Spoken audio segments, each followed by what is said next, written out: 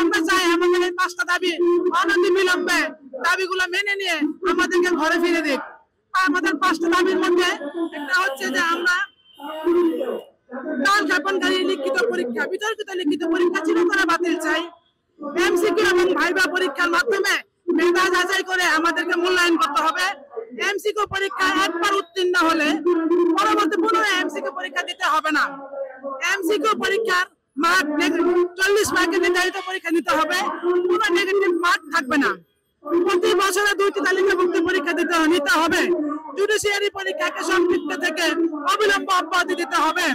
অতি দ্রুত সময়ের মধ্যে আমাদের পরীক্ষার তারিখ ঘোষণা করতে হবে। আমরা অত্যন্ত দুঃখ কষ্ট ভারাক্রান্ত হৃদয় নিয়ে এখানে উপস্থিত হয়েছে শিক্ষানবিশ আইনজীবী ভাইরা। আপনারা জানেন আমরা বৈষম্য শিকার। আমরা এমসিকিউ পরীক্ষায় উত্তীর্ণ হওয়ার পর আমাদেরকে রিটেন পরীক্ষা দিতে হয়। একবার রিটেন দেওয়ার পর আমরা যদি উত্তীর্ণ হতে না পারি তাহলে পুনরায় রিটেন দেওয়ার সুযোগ করে দেওয়া হয়। এই রিটেনে যদি উত্তীর্ণ হতে না পারে তাহলে আমাদের আবার নতুন করে এমসিকিউ পরীক্ষা দিতে হয়। আমার প্রশ্ন, এই স্বাধীন বাংলাদেশে কেন শিক্ষাঙ্গনে বৈষম্য থাকবে? আমার প্রশ্ন, আজকে একবার পরীক্ষা পাশের পর আবার কেন পরীক্ষা দিতে হবে? এই প্রশ্ন রাখলাম।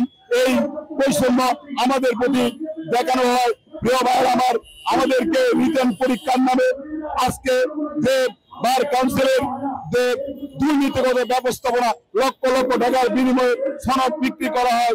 এই সনদ বিক্রির পরে আমাদের যে আজকে যাদের টাকা আছে তাদের সনদ হয়, যাদের টাকা পয়সা নাই তাদের সনদ নাই। আজকে আপনাদের কাছে মাননীয় আইন উপদেষ্টার কাছে, আমার আসিফ নজরুল স্যারের কাছে আমাদের এই উদাত্ত আহ্বান এবং প্রশ্ন থাকবে, অবিলম্বে এই লিখিত পরীক্ষা বাতিল করে দিবেন।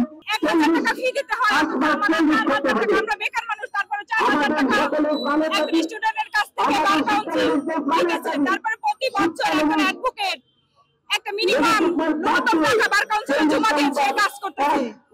তাহলে তাকে লিখিত পরীক্ষার মাধ্যমে বৈষম্য সৃষ্টি করে তাকে কেন টাকা রাখা হচ্ছে? তার মেধাকে কেন বিলুপ্ত করা হচ্ছে, বিকশিত করা হয়? তাই আপনাদের কাছে আমাদের আবেদন এবং প্রধান উপদেষ্টার কাছে আমাদের আবেদন, লিখিত পরীক্ষা বাতিলের মাধ্যমে আমাদের মেধাকে মূল্যায়ন করে এমসিকিউ পরীক্ষার মাধ্যমে সনদ দিক।